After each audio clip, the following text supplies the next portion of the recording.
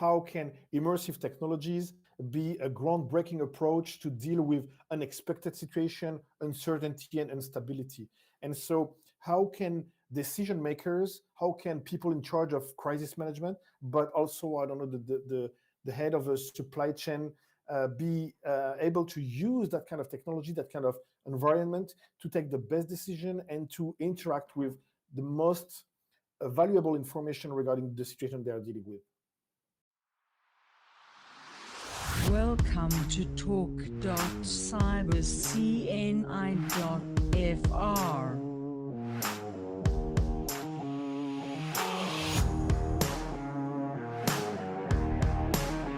Bienvenue. Welcome to Talk CyberCNI-FR. Welcome to the monthly cybersecurity speaker series where we show you different aspects, different facets of cybersecurity to make you aware of opportunities and also of risks. Today we already have our 28th edition and I'm super happy to welcome Frédérick Benaben today. Frédérick is a professor at IMT Albi and also a professor at Georgia Institute of Technology. More to him in a second. And the topic that we have today is immersive crisis management, risk management, and decision support.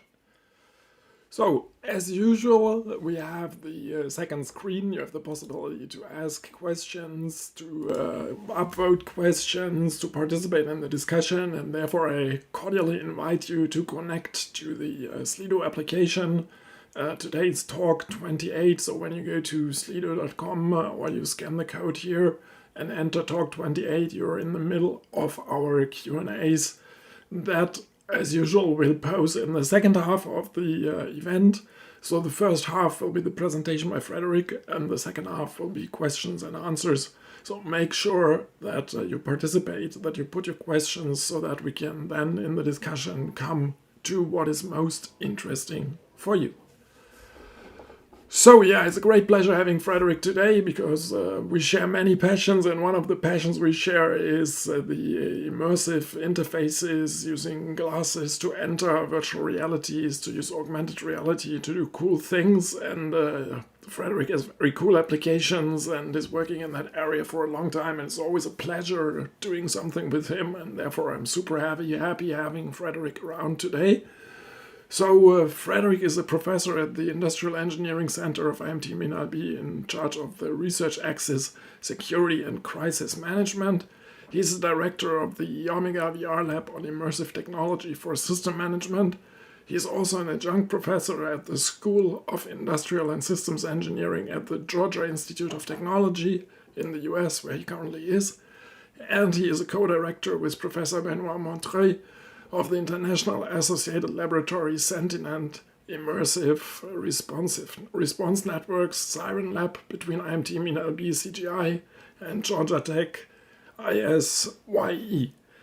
He's affiliated professor at the 3C Informatics Research Center of the College of Information Sciences and Technology of the Pennsylvania State University, and he's also an adjunct professor at the School of Economics and Management at the Beijing Jiaotong University in China. And all these roles give Frédérick lots of insights that he'll partially share with us in the talk today. And therefore I will not take more of his time and hand over to you, Frédérick. We're looking forward to your exciting talk. Thank you very much, Marc-Oliver. So hello, everyone. It's really my pleasure to be here. I really want to thank Marc-Oliver for inviting me for this CNI talk. So my name is Frédérick Benaben, and I will mainly talk about the use of immersive technologies for crisis management, crisis training, decision making in such uncertain context. So let's start. So first of all, instability is the new norm. That's something obvious. But the thing is that due to demography and progress, our world is changing a lot.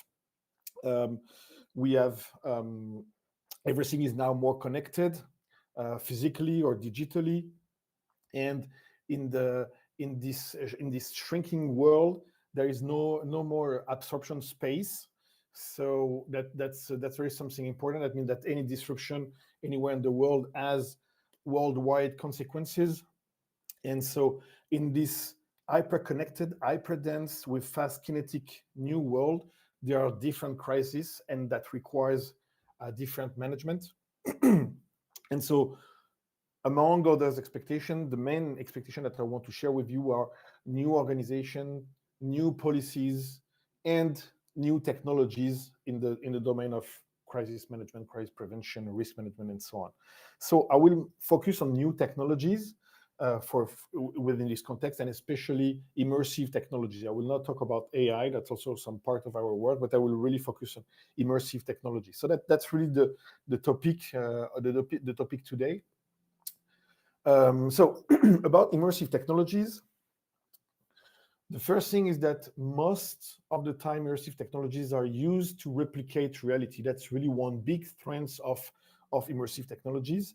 They allow us to be immersed in environment that really looks like real spaces, that mimic real spaces. You can be in the Colosseum, or you can be in any kind of historical monument, or any kind of fictional, realistic environment. But another really strong aspect of immersive technology is that they allow us to escape reality and to be immersed using VR or AR in environments that have no boundaries, that have no walls, where you can use visual or a sonor metaphor to make some abstract concept more more concrete and more tangible. So that's really these two aspects that we want to explore, and that I want to share with you. We will try to use both of them depending on what we want to do. So there will be mainly 3 points in this presentation. The first one will be about crisis management. How can we use immersive technologies to move one step further in terms of crisis management? The second one will be about crisis training. It's kind of obvious. It's probably the primary usage that we have in mind, to use immersive technology to train. And the last one is maybe the most ambitious. It's a crisis decision, using VR, AR, and immersive technologies to support decision making. So let's start with crisis management. What I want to talk about is based on something that in our research team at IMT in Albi we've been working on more than 15 or 18 years probably. There are something like 20 PhD, a few European project, national project, and also private funding. And it's this Rio suite, so we call it Rio suite. It's a software suite where we have different modules. You can see all of them here, Rio, Rioda, and so on, that are dedicated to support crisis management. And so this software exists, and it's not using immersive technology at all. It's just it's a software suite that is really dedicated to support crisis management, and in the crisis cell at different level, and in a fractal way, so that you can have a crisis cell and then a higher level crisis cell, and so on. So how does it work, and what's the link with immersive technology? What have we done? So Rio Suite is working on this from this perspective. The idea is that we try to climb the abstraction level from data, then to information, then to decision, and finally to action. And so the idea is that Rio Suite is able to collect data from very heterogeneous data sources, from sensors, from open data, from social media, images, text, and so on, in order to interpret this data using AI, basically model-driven engineering, machine learning, deep learning, in order to create a situation model that is constantly updated and that describes the situation from the data collected, but map to concepts that are significant for the decision maker. So it's a living, so it's not a picture, it's more like a video, because it's a living picture of the crisis situation. Then based on this model, we can at any moment ask Rio Suite to suggest a response schema. What can be the best set of tasks, in which order, allocated to which partners, which stakeholders, what is this processes, collaborative process that we can deploy and that would be a way to respond the faced situation. So it's about optimization, it's about planning, and it's about resource management and things like that. But it's also about doctrines. It's also about considering what are the doctrinal rules that we need to respect and that we need to use. Is there some prerequisite, post-requisite to some tasks? What are the best tasks to treat these objectives and so on? So, and the last level is the deployment, the operational deployment of this response schema once it's been validated. And it's about sending actors on site notification, getting their feedback, monitoring the progress of the process. But it's also about agility. That's why I mentioned agile response. It's also about detecting if there is anything wrong from the bottom level, from the data information, because the information model is updated constantly. If there is any disruption with the expected situation, then having a warning in order to start this process again and reintroduce a new response schema. So that's a continuous flow through all levels. So this Rio Suite tools has been implemented as a software, and it's not easy to use because it's a complicated software, because there is a lot of interactions with AI, so it's not easy to interact. It's easy to interact with ChatGPT, but not all AI are chatbots. So we have to interact with something that is complicated, with models, with cartographies and things like that. So a few years ago, we had the idea of why not moving to a VR crisis cell, where all the interactions with Rio Suite would be VR based on visual metaphors or obvious actions, and that might be more convenient. That might make Rio Suite more easy to use. So that's the first demo that I want to show you. It's Rio VR, which is the virtual reality implementation of a crisis cell dedicated to use Rio Suite in an easier way. So here is this demo. So here we're just connecting. So you can see that we have this round table where you have a map that you can resize using the zoom movement, or you can turn it or slide it with your hands in a very natural way. You have this 3D map. So actually it's the city of Albi, where you can see the cathedral, and we have here some geolocated actors. So here you have the geolocated building, and we have several actors so that you can point with your laser and know who they are. And based on the data that we collect, we also have, so here it's all located in the cathedral because it's a fire. It's the beginning of a fire. So here in that case, what we want to show is that based on the data that has been collected and the model that Rio has from this situation, then the two players here can have the different objectives that have been deduced from the AI and that are suggested as a table, so they can reorder them and then deduce response schema. So now the AI is calculating the best response, and we will see that the task here, you have 7 tasks that are on the floating over the map, and that you can start to deploy. So if you deploy this process, so if you agree with this process, that you can also, then people on site, here we are in VR also, but it's supposed to be the on-site situation. And here actors will say, okay, they received on their smartphone the task, and they will agree on doing this task is done, and so on. So you can see that the set of tasks is reducing. But now we increase the situation because we just added a terrorist into the campus of IMT in Albi. So we added the terrorist with guns, a shooter, let's say, on the campus.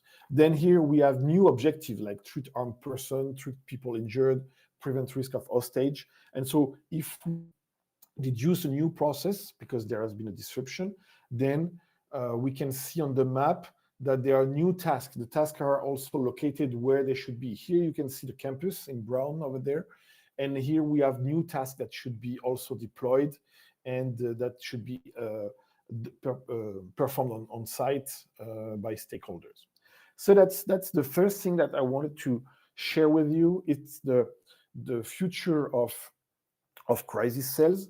That doesn't mean that it should be in VR. It could be in AR, but we have to understand all the benefits of having a crisis cell in VR or immersive technology. The first one is distribution of stakeholders. You can have a crisis cell where you have people that are all around the world because you need an expert at some point. You can invite him or her to join you in the virtual crisis cell. You can even have people on site that for a short moment can jump into the crisis cell in order to give live feedback. So there's really this obvious advantage of a distributed virtual crisis cell. Second advantage, it's really the interaction with AI and different tools. That means that instead of having people on computers and requiring expert of this or that software, knowing how to use it and so on, you can have a very facilitated interface and interaction into the crisis cell.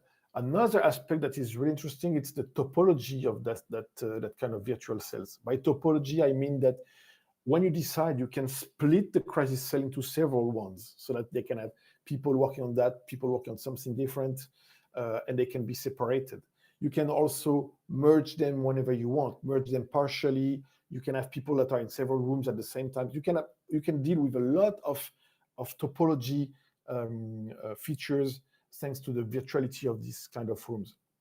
And finally, the last thing, in addition to the interaction with AI and the distribution and topology, is the tools. Here you can see that it's a research project, so it's not a commercial product, of course, but still the map is really interesting. You can zoom in, you can zoom out, you can slide it, you can show things. You can even have people that see their own map, and at some point they decide to see the same map at the same moment. So that's a bunch of advantages of using VR for VR or AR or immersive technology for a crisis cell. Now let's move to the second part. The second part is really about crisis training. How can we use immersive technology to perform the exercise and training dedicated to crisis? First of all, what I want to say is that there are a lot of weaknesses in live training. There are good points, of course, but there are a lot of weaknesses. The first thing is that if you have ever been into a live exercise in a chemical plant, for example, because it's mandatory, because every year or every 18 months there should be a virtual training, then the issue is that you have to ask everyone to stop working because it's supposed to be a live exercise. So even if someone has a very hard deadline for the day after, if there is a customer issue or anything like that, then you have to ask everyone to stop working, which is quite reasonable, but it's also complicated. Other things that you cannot put everything on fire in the plant. So you have to explain people that there is a fire. You have to put sticky note on the floor or draw something so that it's okay. You say here is the fire, and you have this guy that was not listening and now is walking directly into the fire. This other guy he has his kids to pick up at school, so he's in a hurry and so on. So you have a bunch of complicated situations to deal with. So basically, it's expensive because you have to ask everyone to stop working. It's resource consuming. You cannot do that every day, and it's not that realistic. And finally, even if you define your scenario very, very carefully, you may discover at the end that people spend 1 hour and a half on something that was not the core or the heart of your exercise, and only 30 minutes on what you expected them to work the most.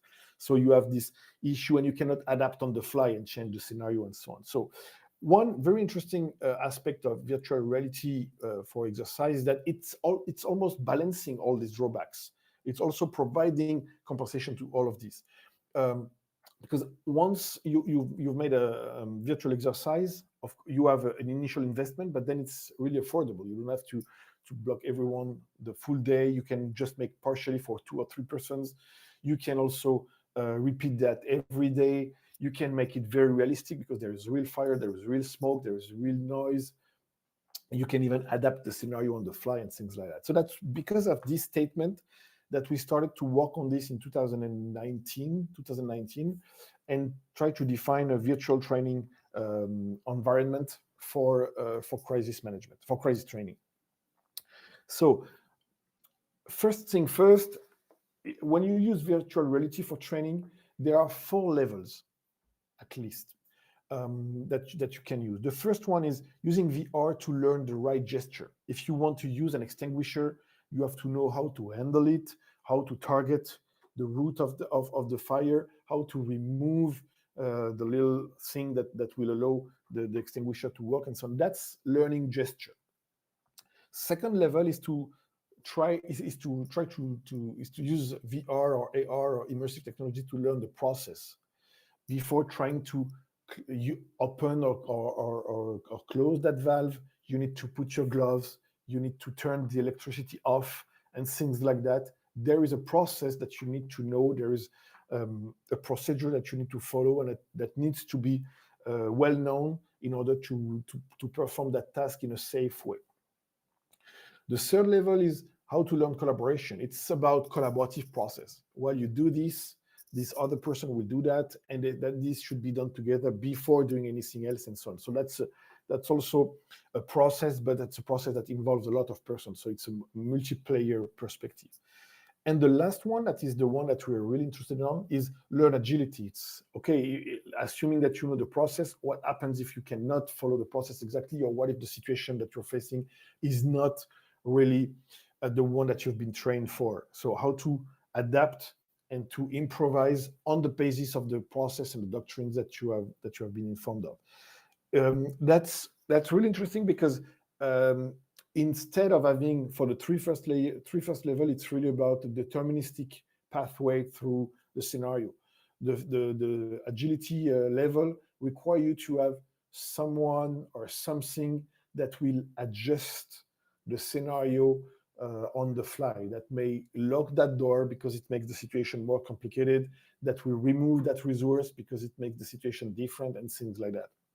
So that's what we've done in the Exercice project, which is really virtual reality for training management. So this Exercice project was based on four different components. The first one is really the exercise context. What is the exercise context? It's really the 3D environment in which we want the people to train. So that's in our case, we had the 3D model of the cathedral and a 3D model of our campus main building. So, and in these two buildings that we wanted to deploy the scenario with, that was a combined terrorist attack that first start a fire in the cathedral in order to attract the responders, and then a shooter on campus. On top of that, you need to have an exercise animation. That's the game master. The game master is someone that has, in VR, superpower, can go everywhere, go through walls and things like that, start a fire, put a shooter here, put another here, lock the door, do things to make the situation more complicated or more facilitated. So that's the game master directly interact on the 3D environments. So he worked before and during. So he created the scenario before, and he worked during the scenario as well. Third component, it's the crisis management cell. That's exactly the Rio VR tool that I showed you right before. It's this immersive environment with the AI tools of response schema, deployment, orchestration, and agility management that interact with the people that are on site. So we have two virtual environment. One is realistic, it's a 3D immersive environment, exercise context, and one is more abstract, is the exercise decision, is the VR crisis cell. And the game master that is in VR also, but in the immersive environment. And finally, we have the third space that was not in VR in that case. It's analytics, just to observe the training and get the data. That's also another aspect that is very interesting from doing training in VR, is that you can get all the data. How long did people spend on this place, on this task? What's the distance they walk, and things like that. So you can get all the data, which is quite impossible in a real life exercise where you can just use videos and things like that and not get the real data. So based on this structure, so that you can see, we have this we have made this full exercise. I will show you a short demo about that. So here you can so it's the exercise project, as I said, and so we have this again, the four components that I mentioned: context, animation, decision, and analytics. The way they collaborate all together. So let's start with the exercise context. So the 3D buildings. So here you can see Albi Cathedral, and so we have a full 3D model of the cathedral. So you can see now from inside. We have also non-player characters that have their own behavior based on some triggering events. Here you have the main building of our campus. We also have a 3D model of this main building, outside and inside. And you also have non-player characters that are students that have their own behaviors. So now let's move to the game master. So the game master, which is really based on Alexis Evin's research work. Here is Alexis, by the way. So here, Alexis can start any kind of event on the two sides, on the cathedral and on the, here you start a fire on the cathedral. You can also play with the intensity of the fire. It can also drop, so you can see that here the fire is propagating into the cathedral, and here you just drop a shooter on the, so it's a non-player character with his own behavior that will walk, and if people are kneeing, then he don't shoot, and if they don't knee, then he shoot them. Now we have the crisis cell, virtual crisis cell. So it's very similar to what I just showed you before. You can see here people in the crisis cell, a very old guy in another room. And so this guy will, so all together, they will be connected and they will select actions to be performed. And the process is now started, and they will send a notification to people inside the cathedral, and they will acknowledge that they received it, that they start their own task, that this task has been done, and so on. And finally, we have the analytics, where we'll get, on the one hand, all the data about the performance of the exercise, how much time people spend on this, how many tasks did they perform, what are the casualties and things like that, but also the performance of the exercise. That means really on a pedagogical point of view, what can we know about how long they've been working, how long they have been doing something different, did they improve during the exercise, and so on. So this is basically what I wanted to show you. I hope you didn't add the very noisy music that I had in my ears. I hope it was only for me. So let me focus a little bit on the game master. How does it work for the game master? Because it's really the tricky part, because for all the rest, it's just as usual, I would say. Okay, there is a 3D modeling environment, and then you can interact, 3D model environment, and people can interact with it. And so the only very interesting thing is the crisis cell. I already mentioned that communicate with people on site thanks to phones, smartphones, and tablets. But the really interesting part is really about the game master. So the interesting thing with the game master is that the virtual environment is composed with assets. Everything is an asset. A non-player character is an asset. Furniture, any furniture, a chair, or a table is an asset. A wall, a door, a window, everything is an asset. So all these assets, they have their own attributes. So attributes can be size, can be coordinate, can be things like that.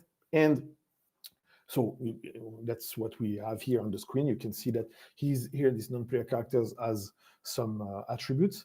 And what is the mechanism that we use is that any asset can create a danger. So any asset has the possibility to create a danger. And as you can see, represented by this green, gray, and pink element, this danger creation can be condition, it can be depending on the condition that is related to attributes of assets. So if this condition is true, then the asset creates this yellow danger. Another interesting relation is that asset can also be susceptible to danger. Again, there is a condition to that. This condition is also based on the attributes of assets that are in the area. So if this condition is true, then this asset is officially susceptible to the danger, which creates a risk. So that's because there is a danger and because the asset is susceptible to the danger that there is a risk for this asset. And then also depending on some conditions that are related to some attributes of the assets, this risk might be triggered. So this is the triggering condition and might change attributes of some asset. Not only of this one, in this example, you see it's just changing the attribute of this one, but it could change also attribute of other ones. So that's this mechanism that the game master is trying to use and to define among all assets. And of course, some assets are inheriting the behavior from more generic assets, so that we have already these rules that have been defined. If you are a human being, if the asset is furniture made with wood and things like that, but we have this mechanism of assets creating danger, assets susceptible to danger that creates risk, and a risk can be triggered to modify the attributes of assets, and all of this with conditions: creation condition for danger, susceptibility condition for risks, and triggering conditions for events. Let me give you an example here. Here I have, let's say in VR, I have in my environment, I have a barbecue, and the barbecue can create the danger of high temperature. Of course, if the attributes of the barbecue is the temperature is over some values. A kid, so a non-player character that is around the barbecue, is susceptible to the temperature, to the high temperature, especially if the condition here, it's a little bit silly, but it's just to show you, if the kid clothes are not fireproof. For example, if it doesn't have gloves. In that case, that generates the risks of burning, and the risk of burning will occur if the coordinates of the kids are the same as the coordinate of the barbecue. And in that case, the health of the kid will decrease, and as he will make a kind of reflex move, his coordinate will change of plus minus 3 meters, let's say. Let's say he's a very good jumper, and he can jump back of 1, 2, or 3 meters. So that's the structure that we have. But now let's say that I add another asset, which is a pool with its own attributes. Then the pool can create its own danger of submersion, because if there is more than 80 centimeters of water in the pool, then that can create the danger of submersion. The kid is also susceptible to that submersion, which creates the risk of drowning. If drowning is with A, by the way, I think. Anyway, if the kids can swim. So if the kids can swim, attributes is 0. By the way, to other people, this danger of submersion which is actually not necessarily a danger. It can be just a potential. We can also have people or kids that are susceptible to submersion, but not with a risk, with an opportunity, having fun, because you're going into the pool. But that's if you can swim and if you like it. So in that case, if the kids is drowning, then if the coordinate of the kids are within the coordinate of the pool, then it not only reduce the health, but it will put the health to zero. What is interesting here is that let's come back to the barbecue, and let's say that the kids get burned. In that case, it will make a hard reflex move back that may change its coordinate, and by changing its coordinate, it may trigger and fall into the pool. And in that case, it may drown. In that very silly situation, we're just illustrating the cascading effect that the game master can play with by defining the susceptibility condition, the danger creation condition, the susceptibility condition, the consequence, the triggering conditions, and the consequence of a risk if it occurs. And all of this may trigger other creating conditions, other susceptibility conditions, other triggering conditions, and then create a cascading effect on the scene, on the virtual scene. So that's something that is very important for the game master. It's the way you can have propagation of fire. It's the way you can have some things that will explode due to the fire being too close and things like that. So that's what that's what I wanted to show you for the second aspect. So after the first aspect, which was really the virtual crisis cell and the benefit of moving in VR or AR, the crisis cell to interact with AI and to have all the benefit of being distributed. Now I wanted to show you the benefit of using VR and AR for training, especially considering that it has a lot of benefits for the realistic aspect and for the repeatability and things like that. So now let's move to the third thing that I wanted to show you.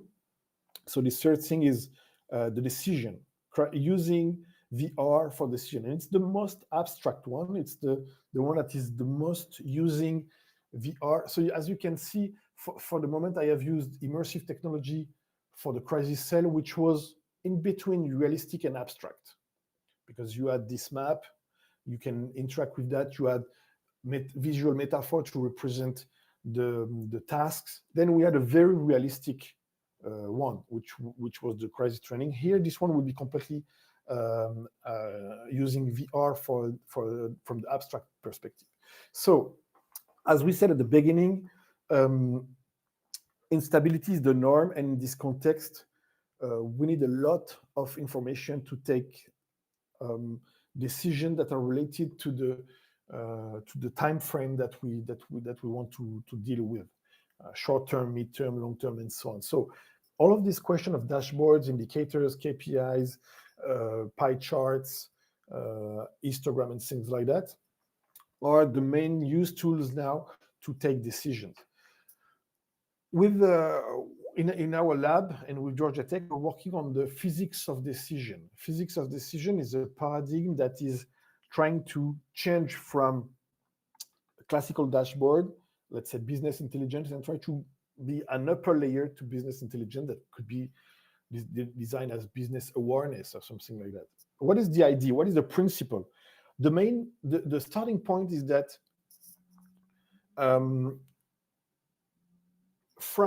if you consider, even if you consider your own life, at some point when you were a kid, you wanted to become, I don't know, maybe an Olympic champion, maybe a Nobel Prize, maybe or something very more realistic. That was your target over there, far away.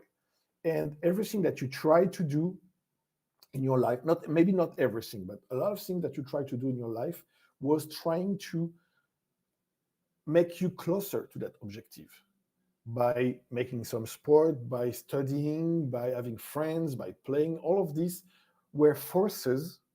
So that's why we talk about physics, forces that were pushing you forward closer to your objective. But sometimes you realize that life is pushing you another way because of risk and opportunity that you have not taken or risk that occurred, and so that you're moving in another direction because it was not realistic. You cannot be an Olympic champion. That's it. No, not everyone can be an Olympic champion. So you decided to change your objective at the horizon, and you have another one, and you try to move in that direction. So that's really the idea of POD, physics of decision, that sees your system performance as a location in space, this yellow ball, and the performance objective as a target at the horizon. And you are surrounded by your environment, your theoretical and abstract environment. And in this environment, you have risks and opportunities that may pop up somewhere, and that you need to consider in order to try to control and impact your performance trajectory. And during all this performance trajectory, you will try to realize that these risks and opportunities might be attracting forces that will push you closer or pull you away from your from your objective, that may also slow down your trajectory or accelerate your trajectory. And all your objective, and that's what POD is trying to do, is to help you to visualize the trajectory in order to impact the trajectory and select the right opportunities and try to seize these opportunities and avoid the risks. So that's really the main idea. So behind that, if I use a metaphor, the objective is to identify the system. That means the performance of the system and its attributes. So for example, if I make the parallel with the physical space, that can be an iron ball. You also have to observe the environment and its characteristics, what is surrounding your system. Here, in that case, that's a wood board with size, length, width, and so on. What is also the target, or what are the targets? And in that case, it's a hole in the board. And finally, what are opportunities and risk? We can use a magnet to attract or repulse the iron ball. We can use a straw to blow on the ball and things like that. So that's basically what's the steps that we have to perform, and their analogy within the physical world. So now, to make it a little bit more formal, how do we do?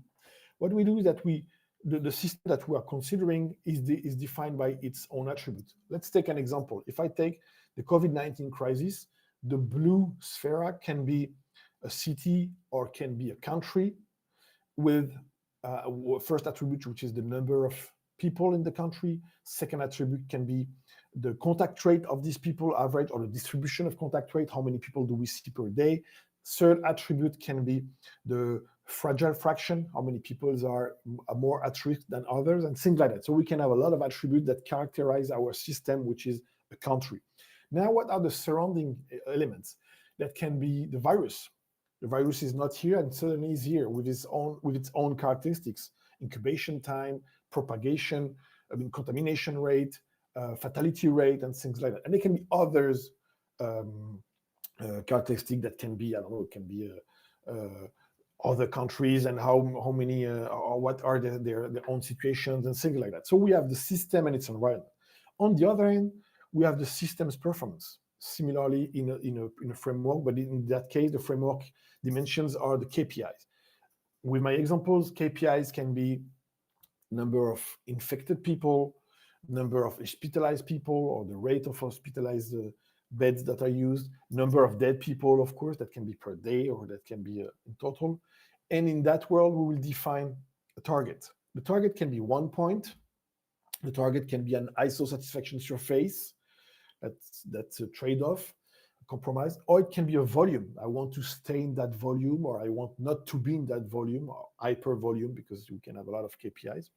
So everything is presented in 3D because we can see in 3D, but it can be far more attributes, characteristics, and KPIs.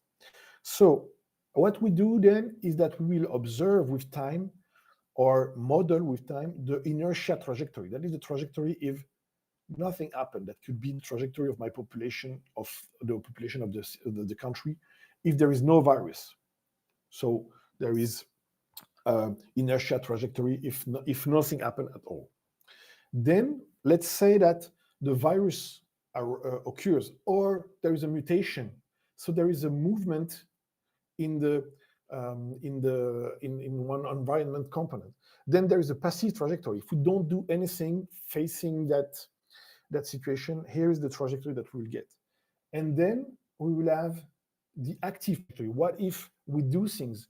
So what if we can impact either the environment component, for example, by wearing masks, we'll reduce the contamination rate of the virus, or we can also start a lockdown, so the contact rate of my population will be reduced. And then we get an active trajectory, which is the reaction to the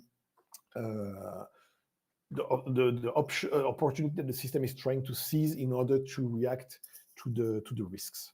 And so one of the challenges to try to make the link between these two worlds. And so the objective or the main expectation is that by doing this, we hope that we can inherit the knowledge, the tools of physics by transforming risk and opportunities into forces, by transforming the performance into a trajectory. Then the idea is that we can change a very complex decision situation into simple exam of physics. So trying to put the iron ball into the hole will then become, okay, let's try to seize that opportunity of blowing into the straw, but there is a wind that may deviate our trajectory, but fortunately we can use a magnet to correct that wind, and even use another magnet to accelerate the end of the trajectory and reach our goal. So that's really this metaphor that we're trying to apply in this context. But one of the main problems is that the performance space is not our 3D physical space. And in that context, what we try to do is, because in the trajectory, it's nice to see the trajectory in 3D, but what about the trajectory in 10Ds or in 100Ds, because we have 100 KPIs? What can we do? And so in that case, if we consider that we have our system and its performance trajectory around time, the forces that are at any moment, the expected trajectory because of the forces that we expect to trigger at some moment to try to contact the ISO satisfaction surface in that case. But here is the current actual trajectory, where we are. And in that context, if we are in more than 3D, we cannot observe this. We can calculate this, but we cannot observe this. So the idea is that we can observe the actual deviation and assess the quality of the performance, and putting this back in 2Ds and say, okay, instead of watching the old trajectory, I will just observe the deviation. So it's moving from a lot of dimensions to only 2 dimensions. What is the distance between my actual performance trajectory and the expected performance trajectory, and how can I just observe the deviation? So what you can see here is that I will show you a demo of that. So here we have, we are in the case of a supply chain. Here you can see all the yellow balls are risks or opportunities. Opportunity of a new customer, a risk of a hurricane on one of my suppliers, strike in one of my provider, a new supplier of one element. It's a supply chain building skateboard, so that's where you have wheels and here each blue beams is one KPI, and you see that if they are very straightforward, very close to the white line, very parallel to the white line, that means that they are as expected. So all the 4 here we have quality, benefit, and so on. All the 4 are very close to the white line. But now the orange sphere that was connected to yellow is the triggering event. So let's trigger it, and we can see how our 4 KPIs have been impacted. Quality, benefit, delay, and so on have been impacted by this event. So let's remove this event, so everything is back to normal now. Let's try to check also strike. What are the consequences of strike? So we have another type of consequence, which is also a strong oscillation because we have to compensate with another supplier due to the delay of our supplier. And if I use this new supplier, that will reduce a little bit the oscillation. So it's less high, the oscillation, and you can see that the other one are closer and to the white line. We can also move in time and say, okay, what's happening if we move a few time units in the future? So the 3 ones that were already activated are in the past, but there is still 2 opportunities or risks that we can test, so that we can try to combine, and we can try to, let's say that we're working with a new customer, so that's of course of great benefits in terms of profit, but there is maybe some issue with delays that have been a little bit increased, and so on. So that's really what we can work with. It's observing the performance of our system in VR as if it was using visual metaphor. So that was the third and final example that I wanted to share with you. So as a conclusion, let me tell you something that we really believe in our team. If I think about the computers in the 60s, the computers in the 60s were huge. They were the size of a room. They were very expensive. They were powerful though, but they were mainly dedicated to make some calculation and to help NASA to go to the moon. But as soon as the computers were the size that fit on a desk, they were affordable, and you had games, that you had Word, Excel, and in the 80s, then became a very professional tools. Everybody started to have a computer. And would we say to people in the 60s that in a lot of work, in a lot of jobs, you will have a computer? They would be very surprised, because they were not the usage, because Word and Excel and that kind of tools were not ready. And of course, internet also brings the computers in our everyday life in addition to our professional life. So we believe we can really make a parallel vision with immersive technologies. Of course, today, immersive technologies are powerful though, but they are heavy, expensive, not very easy to use. Nobody wants to spend the full day, all day long with a virtual headset on your head. It's heavy, it's connected.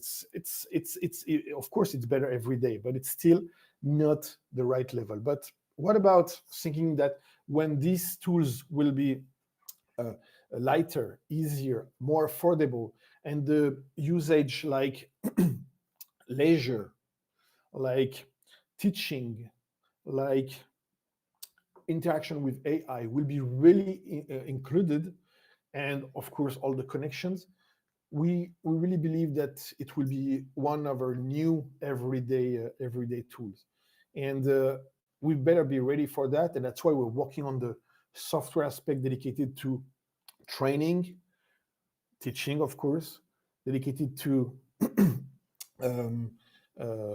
interaction with AI, as you've seen with the Rio VR and also with the pod.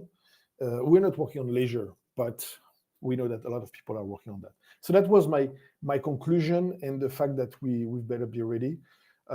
Thank you very much for being here and attending that presentation. And so now ready for any questions.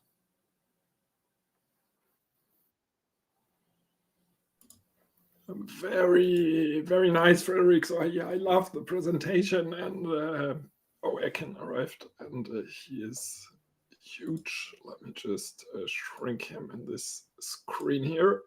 Very good. So yeah, I really love the VR world, because the cool thing is that you have something to show, and you did, and so I'm very, very thankful for that. So we have lots of questions, and we have Alexandre Kabil with us, and Akin Kirdan will support us in moderating the discussion a bit.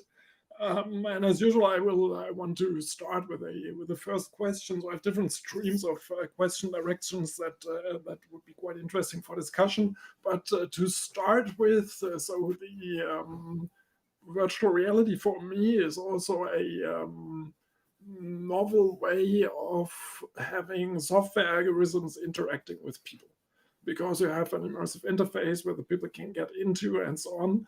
And my first question would be, what about the tooling? So how is developing something for VR different from developing something for non-VR in a traditional way where we had software? Yeah, that's one of the main feature of VR and AR. By the way, I mainly show VR because we are not working AR yet because the tools are not ready enough. But to come back to your question, the thing is that when you develop a software, there are patterns that you know that you have how people will use their mouth, how you will use your keyboards, that you can do things with the screen and things like that. When you move to VR, the most difficult thing is to forget about that, is to think in a way that brings you closer to your physical abilities. And for example, when we move from Rio Suite to Rio VR, the first, we had two very important steps. The first step was, let's take all the features of Rio Suite, and let's find an equivalent in VR. What would be the right gesture, the right interaction to change what we do here with the mouse by selecting a geographical area? How should we do that? That was the first step. And the second step was backward. Now that we are in VR, what are the features that we would like to do physically that would be a software feature? So I'm really not in the domain of ergonomics and man-machines interaction and things like that, but I really think that you have to make these two ways and make it in a way that where you forget all your patterns of developing software for a screen, for a keyboard, for a mouse. Mm-hmm. Very, very good. Very, very good answer. Very interesting answer. Maybe as an add-on, can you say something about the different modalities that we have in such VR interfaces and how they could potentially be used or are already used by you? By modalities, you mean the different gesture that we can do and things like that, different types of interactions? By modalities, I mean that you can also have audio, you can have tactile, you can move yourself and so on. Yeah, you're right. So yeah, the very first one is really what you can see. It's really about all the objects that you can see, and that's really what we wanted to show, that when a risk is closer, so when you have these yellow and orange balls that are closer to you, that means that they are more probable. And so it's really something that we experimented. We say, okay, let's put someone in a room where you have 1,000 balls floating around you, and the closer they are, each of them represent a risk, and the closer they are, the more probable they are, and the bigger they are, the more dangerous they are. And it's very interesting to see how fast you can grab the situation, and you can say, okay, there's 1,000, and this one are very bad, and I don't care about this one. And it's very, and that's the moment where you want to grab them because you want to do something. And so that moves to the next step, which is really grabbing things. So it's very hard to grab things because we don't have the haptic tools that will really make you feel like you're grabbing something. It's a little bit disappointing that the gloves that exist with haptic engine and things like that. It's these motors are not very it's not very satisfying for now. But still, you can touch it and go your hand through the balls and feel like, okay, it's change the color or it light or something like that. That gives you the feeling that, okay, you did something. So that vision, touching or grabbing, things like that. For now, that's interesting that you mentioned sounds. We are working on sounds to make some very repetitive sounds, very stellar sounds, like in this, you imagine sound in the space, even if there is no sound, but this kind of sound that we have been trained to imagine thanks to sci-fi movies, in order to help you also to have an immersion that will give you complementary information. Like, is it okay, the situation for now? Because, okay, you see that there is but if you have this kind of sound, or even if the global atmosphere in terms of colors, and if you have lightning somewhere, then you understand that it's not good. Or if you have a sea under your situation, and you see the sea is very calm, or it's very stormy, then you can understand, okay, it's bad or it's good. And what for the haptic, really the touch, I've tried a lot of these wearable and things like that, like a jacket where you have little electric motors that move to make you feel like it's on the one hand it's convincing, on the other hand it's a little bit disappointing. Just like AR for me, AR is very interesting, but I mean, you can just see a very small space. So if you have a big thing in the room, then you just see it. You have to move your head a lot to see it as a whole. It's so disappointing. You want to see it for real. So, and same for the wearable. It's a little bit disappointing because, okay, now it's the water. Okay, now it's the gunshot, but it's the same thing all the time. So I don't know if it's very politically correct, but I think the next step is to hack our nerves and to have something that will make me feel like I'm really touching something hot or something like that. And but I would be very afraid about that, of course, as everyone. But I think it's really the next step. Yes. Okay, cool. Very good. And you already went into many directions where I might get in a bit later again. But for the moment, I will hand over to Alex and Akin for asking some of the audience questions. Okay, thank you, Marc-Olivier, and thank you, Frédérick, for this presentation. I hope that you will hear me well. Yes. So I will begin with a very general question that you gave some answers about VR, for instance, or maybe XR. So what do you think about the metaverse vision from Meta, Facebook? And do you know any VR killer app actually?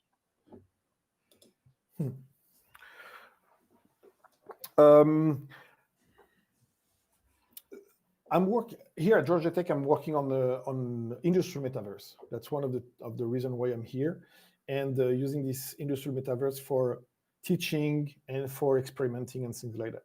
So it's a very tough question because it's the metaverse from Meta.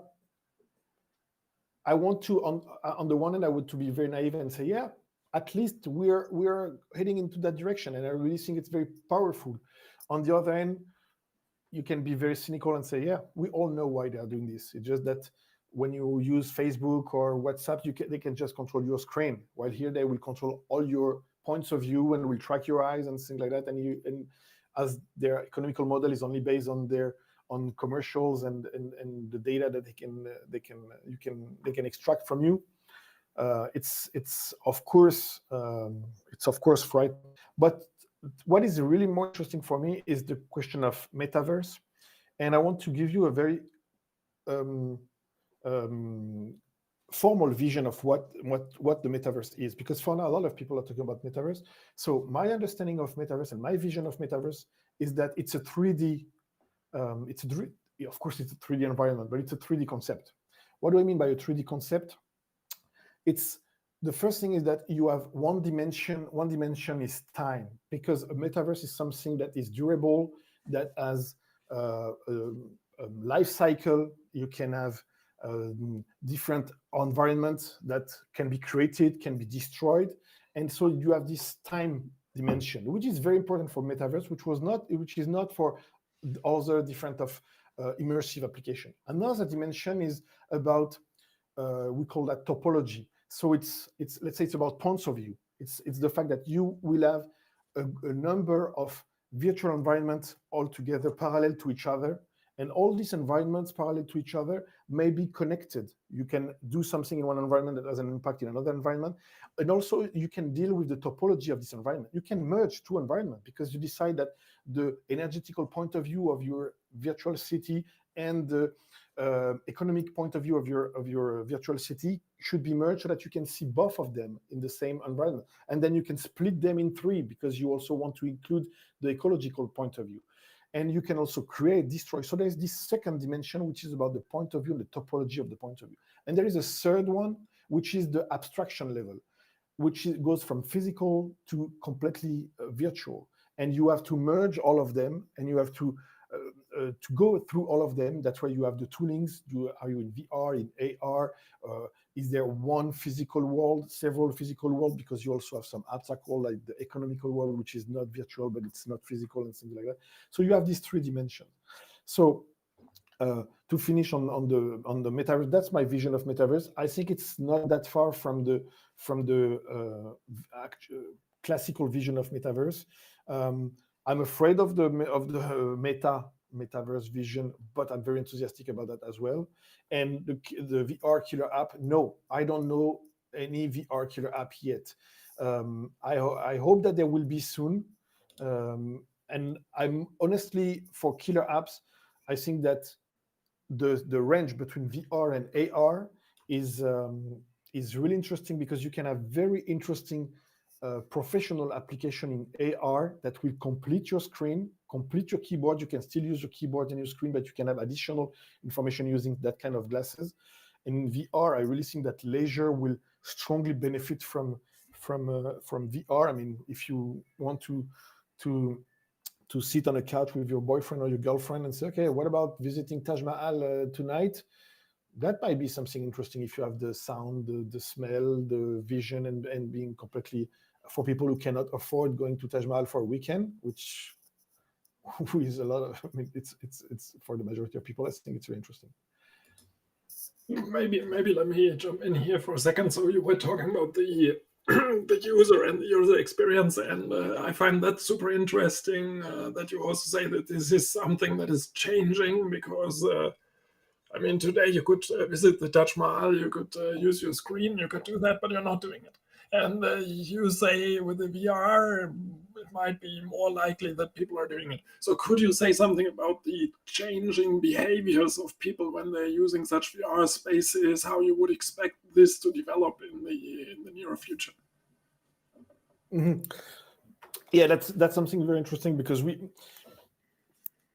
it's a very, very pivoting moment. I really think that, because you can see that I'm old enough to remember when we had no computers at home, and to remember how it was when we had computers at home for my generation and for the generation of my parents. And I think we're exactly at the same point. What I mean is that when you put, let's say, when I make a demo of pod or exercise or that kind of things, usually I use a big screen so that people can see what I'm doing. And then you will have a lot of people that say, yeah, it's nice, interesting. And then I say, oh, who want to try? And most people, they don't want to try. They don't want to try because they are my generation or even older. And they are afraid of how they will be isolated with this big headset. So I really think that, but the generation of my kids, they don't care. They jump in it. And when I bring a headset back home, I even cannot use it at all, because they're all just using it all the time, and running in the house with it and things like that, and putting in the AR mode just to see them through the cameras and having, okay. That's of course a generation thing. And as if I'd say to my grandparents that I would spend my whole day working on a screen, they would say, you're crazy. But if we say we will work some people will work in the future with a headset, most people would say, yeah, you're crazy. But when there will be the size of glasses, and especially with AR, so I observe a change of, so when and the interesting thing, just to conclude, is that when people agree on putting the headset, and especially the last video that I show you with the pod, because it doesn't the issue now is the displacement. How can you move? Should you teleport? Should you slide? It's sometimes it's a little bit complicated, so you cannot train people with this. But when you just say, okay, don't do anything, just you have 3 meter by 3 meter, you can just walk, just step in that area, and then they feel comfortable. They just look around the curves and the trajectories, and they say, oh, I can touch it, and they don't have anything to do. And so I really think that when the headset and glasses will be ready to detect our hands correctly and our gesture correctly, and we will have a way to move easily, because you haven't seen, but we have catwalk in our lab. So we have 4 catwalk, and here at Georgia Tech I have 2. It's complicated, but as soon as you can put firefighters on this and you can teach them, then they are very happy to run into the building, and it's very interesting. So you can see the change of behavior when people accept on putting the goggles.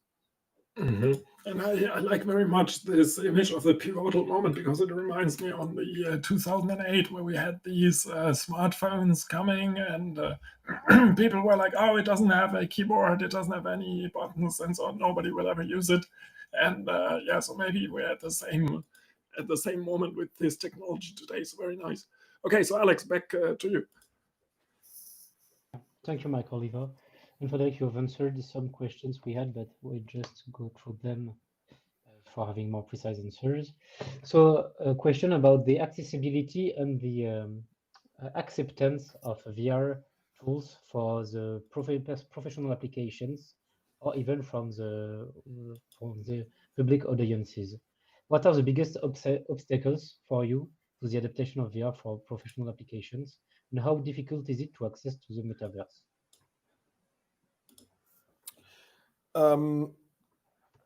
First of all, it's always a trade-off between two curves, which is it difficult to use, is it useful? And it's you always have, when these two curves cross, then you know that you reach the point where people will say, okay, I'm okay to climb the learning curves, because it's really useful. But it's not only that. That's the easiest answer, but that's not only that, because for me the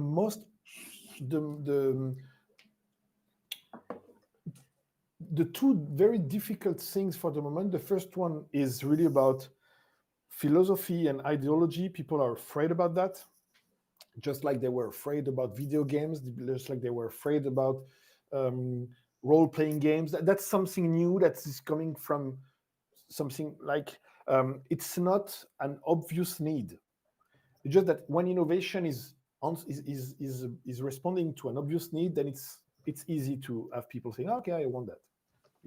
But when you move to something that is just an innovation that is the response to a need that you didn't know that you have, then it's more difficult to accept that and to say, okay, I think I need that. And so the most important thing to succeed and to make it professional, to make it used on a professional basis, and having people really accepting that, it will really be the killer app. That's why I mentioned Word and Excel before, because I really think that's what make computers move from labs to every offices. And I really think that that's why we're working on Pod, because that Pod looks like something that could be a professional killer app or something like that. I mean, I'm not saying that's going to be, I'm just saying that that's that kind of thing that will bring business intelligence to another level, that will probably bring VR and AR in our professional world. The other thing, in addition to the killer app, is really the devices themselves. When the device will be the size of my glasses, the weight of my glasses, one day autonomy, $500, everybody will have some, because especially in AR, because AR is not frightening. You're not isolated from the rest of the world. You can see your colleagues. They are not making fun of you while you are lost in this VR world. So okay, I'm okay to put that in my office, even if this crazy Serge that make always fun of me, because he won't make fun of me like this. I will have augmented element that will help me to take the decision. So killer app and new material. And I don't know if there was one part about metaverse, but was it difficult to access to metaverse? Yeah, the same thing. How is it difficult to access this kind of environment? So which kind of tools do you need? So you answer this question. Okay. So I will finish. Maybe allow me to jump quickly in. So you were talking about this augmented reality. Everybody wants to put the glasses. Can you say some words towards information overload, also risks of the technology, in the sense of that new sicknesses might arrive, something like that. Is this science fiction? Is this something that you also look at in your research when you do something with firefighters, for instance? How much information can I place? Is it always helpful? Is it sometimes even counterproductive? Yeah, you're and as I said before, we are not working in ergonomics and in man-machine interface, so we have made a lot of mistakes, and we are still doing a lot of mistakes because we would need some help from designers and from ergonoms and things like that. But you're right, especially when we work with the firefighters. It sometimes in the crisis cell, I remember some of them saying, "Well, there are too many things. I'm lost," because we try to make a metaphor for each. Because in the Rio Suite software, you can switch from one screen to another, and here we said, yeah, we can have everything in the same environment, and there were too many things, and so we just try to add filters so that there is a menu that the user can say, okay, I want to see this, I want to see that, and then it appears or it disappears. So you're perfectly right that the information overload is really a big temptation because you can. And because you can, you want to put all the information and make colors and make different types of icons and symbols and say, yeah, so you can see everything. The motion sickness is also something very, very complicated to deal with. There has been a lot of progress, especially because there's less latency when you move now. So you have far less people that are actually motion sick, but you also have people that believe they will be motion sick. And they say, oh no, I don't want to use it, or they use it as an excuse. I don't want to try it because I'm going to be sick. But sometimes you have people, they put it and they say, oh, I'm sick after 3 seconds. I don't know what to say about that. I hope that AR will be a good thing for them in addition to VR, but you're right. But I think it's the same thing with screens. A lot of people, I remember playing Doom when I was 14 or 15 and being sick, just playing Doom at night on a small screen because it was moving too fast. So, and now nobody is sick playing any video games anymore. So it's also something that will improve. Okay, cool. Yeah, so I will have only a last question, and then I will go back to Akin. So you skip this part of your talk because it will take some time, I think. So what is the influence of AI on your research?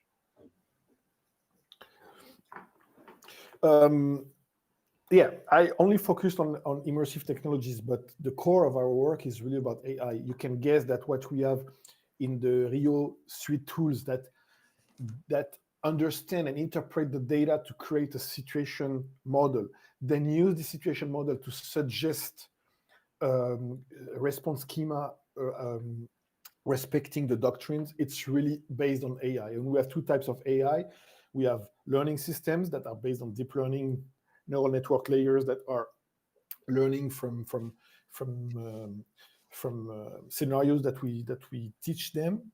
And we also have model-based AI that is more about reasoning and explicable AI. So, and also the pod application that I presented. Similarly, you can guess that what is the part that is able to anticipate the deviation of the trajectory is strongly based on AI. So now to come back to the question, I really, really, really think that one of the main, if I want to talk about the three main trends for immersive technologies in the next 15 years, the first one is convergence of devices, AR, VR, XR, and things like that. The second, the convergence also of senses, view, listening, sensing, odors and smell and things like that. And so that's the first one is that's convergence. The second one is the usage. I already mentioned that I really believe that there will be three main usage: leisure, event, concert, tourism, gaming. The second one will be teaching, education, but training. So for students and for professionals and for learning how to deal with crisis situation, learning how to deal with everyday situation, driving and things like that. And the last one, what is the last one? Sorry. The last one, that was the question, is interaction with AI. The last one is interaction with AI, because as I said, I mean, if you only have immersive technologies, then that's nice. That can be very nice and very wow effect and things like that. But it's a very strong way to make AI accessible and to have you interact with a complicated algorithm, with complicated calculation systems, and brings you the results of this calculation system in a visual or sensorial metaphor that you understand, and brings your expectation and your demand to the AI through that kind of metaphor. So it's really a bridge between people, and it's the perfect and the new interface between people and AI. So that's a strong AI is a strong inspiration source for us, and it's even the under layer of our immersive tools. Okay, thank you for these answers. So there are plenty more questions about the formations and the training and everything like that, but I will let Akin ask you more questions now. Thank you. Just one comment. I will, if I can, at the end, I will just say one word about teaching, because that's really something that we're doing here at Georgia Tech, and I want to mention that if I can, because that was not in my presentation at all. Definitely, yes. I note it down. I will remind you. Okay, so I step in. Also, from my side, Professor Benaben, thank you very much. This was a real illustrative, actually, talk. I also learned a lot from this talk. And then being a second Q&A moderator, I want to take advantage of such position and ask my question first. So we had recently there is a such extreme example of a crisis, the earthquake in the Turkish-Syrian border. I don't know if you had a chance to follow the news of such, it was not a crisis probably that you faced with in your research, but did you see any potential applications of your research there, any benefits that we can draw from in such example? Yeah, thanks. Yes, one of my PhDs from Turkey, so PhD students from Turkey. So yeah, we talk a lot about that. There are two things. The first one is, and it's close to something that we're working in, is training of citizens. I mentioned training of professionals and training of stakeholders by training firefighters and policemen and things like that. Now we are working with some cities in France and in the US where there have been some big industrial accidents. For example, Lubrizol in France and 3 Mile Island also. And so we want to work on how can we make a very simple 5-minute, 10 minutes use case where kids, citizens, people in public building could wear a headset and have the feeling of that kind of event, and be taught the most important action to do, and the good reflex to learn, and the good things to do in that kind of situation. I've never faced a real earthquake. One day when I was in Japan, it was a very small one. There was no thing to do, but I've never been trained to face that kind of event. And so I think that if you are wearing a headset, and if you are feeling what's happening, and if you are pedagogically guided to what you should do, what should be your, even about before, maybe you should have somewhere in your house that is ready to escape. Here are the first move that you should do, things like that. That could be a very interesting for citizens training in a very efficient way, more efficient than teaching by commercials, on TV or things like that. Just 5 minutes in public area. The second thing is about the VR cell. I think that that's the kind of situation where you can use VR to put people all together, even if they are from a lot of different spaces, to coordinate and to help them to intervene on the situation on the site on the right way, to coordinate the way they will use the resources and the things that have been brought on site and things like that. So citizens training and a use of virtual crisis cell, because there is no more crisis cell on site. Very, very good answer. So I'm not sure how much you follow the news, but these are the real problems I also spotted. I'm also Turkish, so I follow the news really closely. I'm aware of this situation right now in Turkey. But the real life problems, exactly these were happening in the field that can be solved by VR.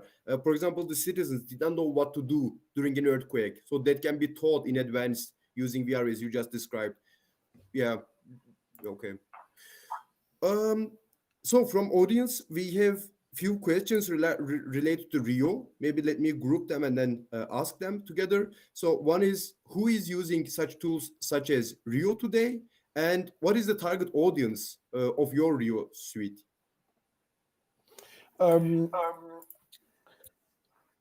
So for the moment, we are working on the industrialization of Rio. So there is a company that is working with us to make it a commercial tool. The target goes, Rio is a fractal tool. So that means that you can use it. The lower level can be, for example, the colonel of the firefighters that in France that is in charge of dealing with the situation. And so the chief officer of the firefighters can use it to coordinate directly man by man, because we have we call it Rio for You. Rio for You is a smartphone app that you can use to inform your firefighters on site that the task they have to perform. So it's an internal tool for firefighters, same for police, and same for other services. But then you can climb one step and you can go to the department or city crisis cell, and it can be inside the crisis cell. But in that case, the stakeholders will not be real people. There will be a service, and then you can coordinate at a higher level the collaboration process between the different involved service according to the doctrine. And then you can even climb one step to go to the regional or national crisis cell, where you can concentrate information and have a higher level picture. The thing is that these different layers all need their crisis cell, all need their support tool, but they don't need the same granularity granularity vision of the situation. And that's what Rio is able to, by concentrating process through high level process and lower level process. So 3 levels of users. Okay. Maybe one last question again from the audience is, I also found it very interesting. So what do you think of implantable brain-computer interfaces? The famous example is Neuralink from Elon Musk. So is it be even further next step from VR? Now the implant in our brains and then creates a brain-computer interface. That's a very good point. I'm absolutely not an expert in that kind of technology. I'm just interested in the usage. As I said before, I've been a little bit frustrated by the wearable and the gloves that are supposed to make you feel that you're grabbing something, or the wearable, the jacket that make you feel like there is the rain on your shoulders, or the wind, or things like that. And when I tried that, I said, what if we hacked our nerves? What if we had this kind of things implanted in our body, or somewhere in our neck, or I don't know where, that would hack our nerve and makes me really feel like it's raining, or makes me feel like it's on a sci-fi point of view, it's really the future of immersive technology. Because if it works, we don't need glasses anymore. We don't need wearable anymore. If we can hack our nerves, I can make you feel whatever I want. I mean, if we can do that. So that's crazy frightening, because I can torture you from my smartphone probably. But it's crazy enthusiastic. I mean, it's crazy because it can be the next step of immersive technology, and all these people working on lens, people working on wearable, could maybe be unemployed because of that kind of thing. But there is a strong ethic background on these. There is a strong regulatory aspect that needs to be defined. I don't know how it can move forward on this, but that's. But I agree, it's the next. It looks like the next immersive technologies. But I don't know if we can talk about immersive. one step further, 10 steps further. Okay, so yeah, together with Alexander, I guess we covered some audience questions. Now I can hand it back to Professor Paul. Yeah, thank you very much, Alex, and thank you very much, Akin, for the very nice moderation of the questions, as usual.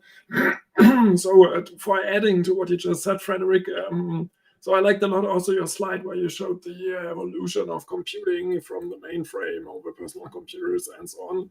And in that perspective, what you just said also makes a lot of sense, because we had, I mean, computing is done for humans in one sense or another, because we want to advance humankind by having computers.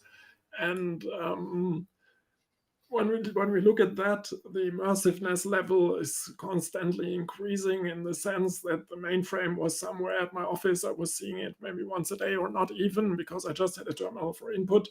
Then the computer was coming to my home. Today, the computer is very close to me.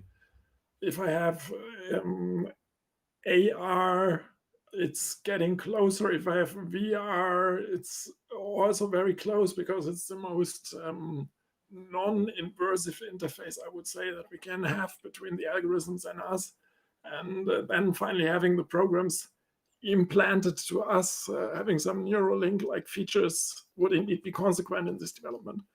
At the same time, of course, there are lots of philosophical dimensions in that. Are we in the matrix? Is our reality even real, or do we already have the Neuralink and we create another level of Neuralinks? How many levels do we have already? So super interesting and exciting topics. Yeah, and so one question that I had, but probably this was already your answer to it, but I ask it again. So, but you can just say that this would be your answer to it.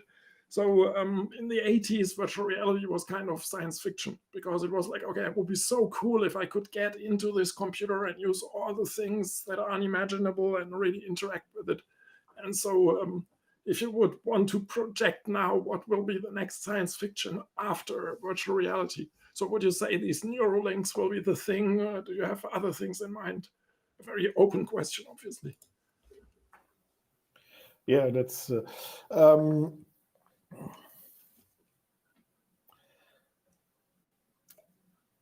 I have to be humble on that. I don't have enough imagination to see something further than immersive technologies. So I really think that whatever the solution, can it be lens, can be just goggles, can be neural implants or things like that.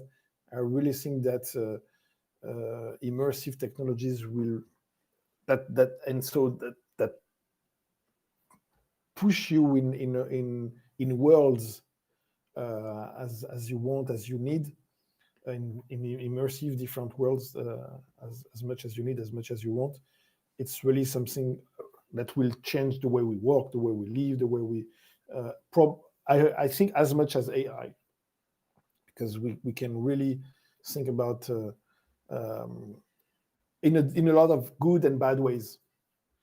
And as usual, we will not be able to escape the bad ways, because that's who we are.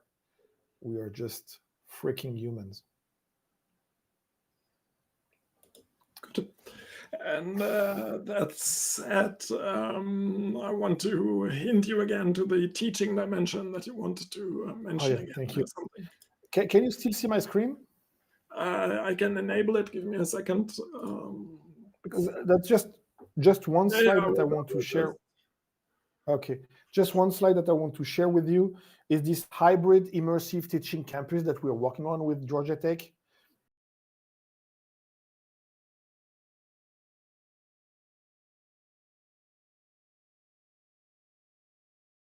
The demo that we have, and this hybrid immersive teaching campus is based on different features. The first one is SIMB, because it's tutorial and monitoring. The idea is to have students online and on-site working together and studying together.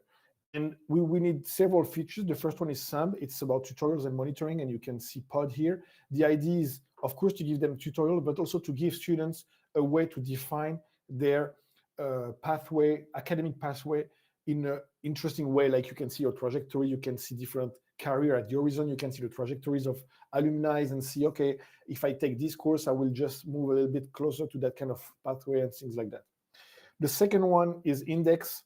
It's room where you can do very immersive exercise. You can be in a warehouse dealing with the way you put packages on the shelves and things like that, or you can deal with a supply chain from a very abstract point of view. The next one is meeting and discussion rooms where you can import the result of index. That's why you have this little blue thing that is a replica of index. The fourth one is the ring. It's the replay engine where students can wear their headsets and just be immersed in a course, or be immersed in a meeting, or be immersed in an index exercise that they've done, and see it again from different perspectives, and have it. It's a way to rehearse and see and learn. And the fifth one is Little. It's the new version of amphitheater, where you can have people on site, people online with AR, and you can bring some results from the index in the amphitheater, so that that can float over the student, and you can explain things, and student can interact with it. And finally, we have Glove. Glove is the global virtual environment that will make the link between on-site and online students, because that will be realistic buildings, so that it's not just a distributed bunch of rooms, but they are all connected, and they are replicating the real building. And for all of these, we already have tools. We already saw Pod, but we also have, here you can see exercise in a warehouse, where you have a mini map of the warehouse, and you have also a supply chain. Here you have meeting rooms that we've developed already. We have here, it looks like a movie theater for the moment, because we don't have the 3D aspect. And finally, we have the amphitheater, where you see this amphitheater, you can import the result of index inside the amphitheater, so that you can share that with students. So that was really the thing I wanted to share with you and mention, because there was some question about teaching and then the next level of teaching.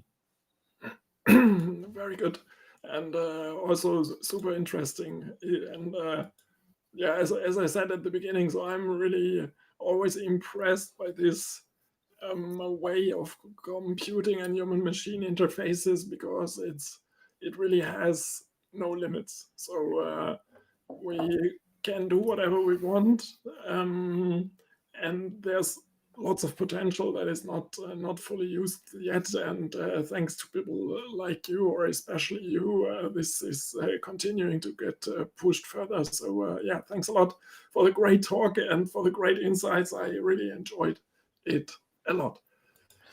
Thank you very much. Thank you for inviting me. Thank you, Alexandre and Hakim, for moderating the questions. Thanks a lot. I really appreciate it. That was really, really nice. Perfect. Very, very good. Thank you very much for the feedback. Also from my side, of course, big thank you to Alex and Erkin. And for the next edition, which will be exactly in 1 month, so it will next time not be the last Wednesday, because I just did the error of misreading my calendar, but it will be on the 22nd of March. And on the 22nd of March, we'll have Claire Levallois-Bart, and she's working and also directing the chair VPIP, Valeurs et Politiques des Informations Personnelles. The next talk will be in French, therefore I will tell you the title in French. Le titre, ça va être un portefeuille européen d'identité numérique pour tous les citoyens et résidents de l'Union européenne, apport, risque et garantie. The next edition will be physically in Rennes. In addition, it will of course also be online, so make sure to join. We'll try to have some English subtitles. Thanks again to Frédérick, and see you all in 1 month. Stay safe, share the info about the speaker series, subscribe to the channel, subscribe to the newsletter, so that you don't miss the updates. And we're looking forward to seeing you in 1 month. See you, bye-bye. Bye. Traçabilité, sécurité, souveraineté. Le portefeuille européen d'identité numérique, c'est quelque chose qui va être dans notre smartphone et qui va nous permettre de justifier notre identité, d'échanger des données, des justificatifs comme le permis de conduire, et aussi de signer électroniquement. une application qui va surtout être dans nos téléphones mobiles. Ça va être sécurisé et surtout sous mon contrôle en tant qu'utilisatrice. C'est quelque chose qui est discuté en fait entre le Parlement européen et le Conseil des ministres de l'Union européenne en ce moment via une proposition de règlement et qui pose beaucoup de questions.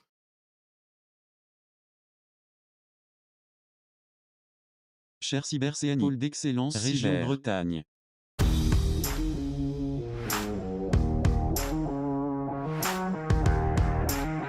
Au revoir et à la prochaine.